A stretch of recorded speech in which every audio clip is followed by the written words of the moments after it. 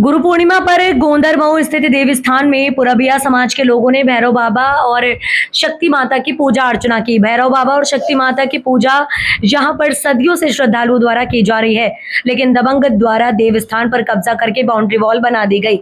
इसलिए प्रशासन के हस्तक्षेप और पुलिस व्यवस्था के बीच श्रद्धालुओं ने पूजा अर्चना की। दरअसल आपको बता दें, पुरबिया समाज कल्याण समिति के उपाध्यक्ष राम बगस भारती ने बताया कि बुधवार को गुरु पूर्णिमा के अवसर पर भैरव बाबा और शक्ति माता का पूजन अर्चन कर मंगल कामना की गई। ये पूजा 100 वर्षों से चली आ रही भैरव बाबा भक्ति स्थान है। कुरबाई एजुकेशन सोसाइटी ने अवैध कब्जा कर रखा है। ये शासकीय जमीन है। हमारे पूर्वज यहाँ पर सैकड़ों वर्षों से धार्मिक स्थल पर पूजा अर्चना करते आए हैं। दरअसल वहीं सामाजिक कार्यकर्ता दीपक भारती ने कहा कि यहाँ हमारे पूर्वी क्षेत्रीय गोत्र के पूर्वज यहाँ रहते थे और पूजा अर्चना करते थे, लेकिन अवैध कब्जा करके रास्ता बंद कर दिया गया। कमल जय पुरबिया ने कहा कि ये बाउंड्री बनाकर गेट बनाकर लगाकर बिल्डिंग करवा दिया गया ताकि हम लोग पूजा ना कर सके। रामस्वरूप भारती सीहोर ने प्रशासन से अपील की है कि बाउंड्री हटाई जाए। हमारी 5 एकड़ जमीन है जिसे मुक्त कराया जाए। सीहोर से आए नरसिंह भारती ने कहा कि माता शक्ति और भैरव बाबा की हमारे पूर्वज की जमीन से अतिक्रमण हटाया जाए। दिलीप सिंह भारती ने बताया कि यहाँ माता शक्ति और भैरव बाबा के हमारे पूर्वज भी पूजा करते आए हैं। पहले कुछ नहीं था, जब बाउंड्री बना दी गई थी। हमारी सरकार से मांग है कि बाउंड्री हटाई जाए और हमारी जमीन मुक्त कराई जाए।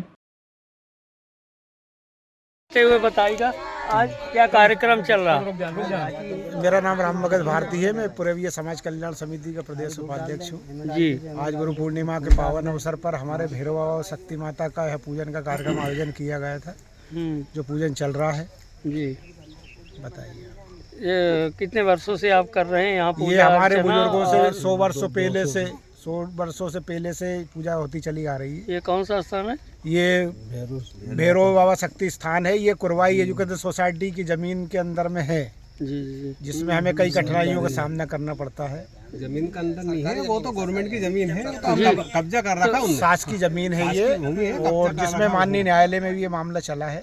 न्यायालय ने इनको जो है इनके जो केस लगाया था उसको निरस्त कर दिया। इनने सिविल अपील से जाके सेशन में जा गए। ये माननीय सुशील जैन जी ने भी उसमें निरस्त कर दिया, उनका मामला वहाँ की जगह खारिज कर दिया। अपील अभी दायर है, 6 तारीख को उसकी पेशी है, वो भी खारिज हो जाएगी। इन लोगों ने अभी हमारी पूजा रोकने के लिए भी 151 का तहत आवेदन लगाया था न्यायालय में, माननीय सेशन न्यायालय में।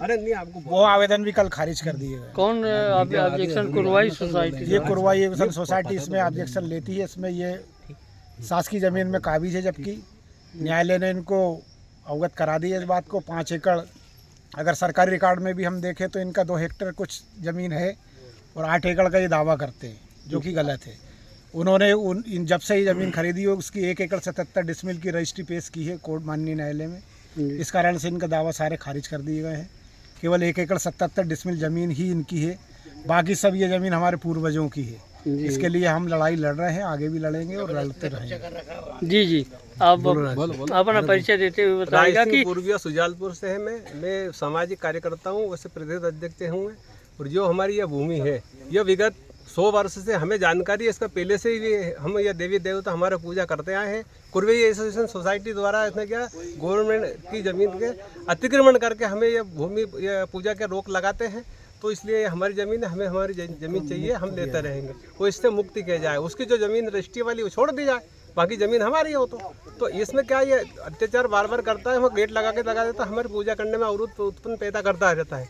इसलिए हमारी ज़मीन इससे मुक्त करा के गवर्नमेंट ने भी हमारा फैसला हमारे पक्ष में, कोर्ट ने फैसला हमारे पक्ष में दे दिया है।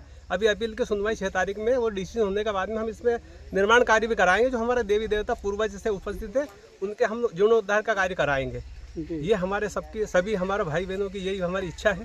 तो पूजा यहाँ साल में एक ही बार करते हैं? नहीं, वो तो जब भी हमारे जैसो शादी ब्याह कोई को मान वगैरह कर लेते हैं, नवरात्रि में करते हैं। पर वो गेट लगाने के कार्य हमारे व्यक्ति 1-2 व्यक्ति आते हैं तो वो बेहतर गेट लग के भग जाते हैं। तो इसलिए क्या है, इसको हमारा 24 घंटा हमारा दरवाजा खुला रहा है। इसलिए योजना बना के इसको गवर्नमेंट से लेके हम हमारी जो सीमांकन करके गेट लगा के हमारे कब्जे में रहेगी। तो कल से कोई भी कभी भी आए रात्रि विश्राम आने जाने वाला, तो वो यहाँ रुकावट पैदा नहीं हो। ये क्या गेट लगा के बाउंड्री करा के हम अवरोध पैदा करते हैं, तो हमारे विचार जिसने देवी देवता मानने के लिए यहाँ जी मान वगैरह कर ली, या नया शादी का जोड़ा आया वो देवता घुमाने के लिए कैसे आएंगे? तो इसलिए यहाँ की जगह हमारी जगह चाहिए, हमारा ये विचार है। और आने वाला हाँ हाँ बोलो। वहाँ दीपक दीपक भारती, सामाजिक कार्यकर्ता। यह भारतीय पूर्वीय समाज में एक क्षत्रिय गोत्र की ये ज़मीन है। हमारे पूर्वज यहाँ पर रहते थे और आज वर्तमान स्थिति में मध्य प्रदेश के अंदर हम 6 जिलों में निवास करते हैं और लगभग हमारे 300 गांव जो हमारे गोत्र के गांव हैं। तो हमारी उच्च न्यायालय से भी मेरी मांग है और केंद्र सरकार से भी मांग है कि ये ज़मीन मुक्त कराई जाए और हमें इसकी ज़मीन की आज़ादी दी जाए। ठीक ठीक पूजा करने का मौका दिया जाए। क्या किस तरह से रोकता है ये रोकते हैं पूजा करने के? मैं कमल सिंह पूर्विया बोल रही हूँ और मैं बेरसा दातार से हूँ। ये लोगों ने गेट बंद कर मतलब ताला लगा के रखा, ताला के साथ वेल्डिंग भी करवा दी ताकि आदमी कोई आ ही नहीं सके यहाँ पूजा पाठ करने की। पूरी बाउंड्री इस तरीके से बना दी है कि आदमी आना जाना बिल्कुल बंद कर रखा है। और हमें साल में कम से कम हमेशा आते रहते हैं और ये तो मुख्य त्यौहार है आज का दिन हमारा। गुरु पूर्णिमा सबसे बड़ा त्यौहार है हमारे क्षत्रिय परिवार का। जी। और इसमें बाकी जो रहा बीच बीच में आना तो परिवार से ही जो लोग अपना मान्यता कबूल लेते हैं या नई शादी जोड़ा आते हैं वो दर्शन के लिए आते हैं देवता की आशीर्वाद लेने के लिए। पर वो बेचारे वहाँ गेट बंद रहने की वजह से आना जाना उनका बंद रहता है। 12 महीने गेट बंद किया रहता। 12 महीने समय और उससे पहले जंजीर लगी रहती थी। आज कुछ या 2 दिन पहले इन्होंने पूरा वेल्डिंग करवा दिया उसको ताकि कोई आ ही नहीं सके। तो पुलिस प्रशासन ने और एसडीएम साहब ने जिन्होंने भी हम सामने लेके तोड़वाया ताकि हम आज पूजा कर रहे हैं। जी ये है। ठीक ठीक। तो क्या रामस्वरूप भारती सीहोर से और ये सामाजिक विषय पे बोलता हूँ और समाज के हित में बात करना हमारा कर्तव्य बनता है।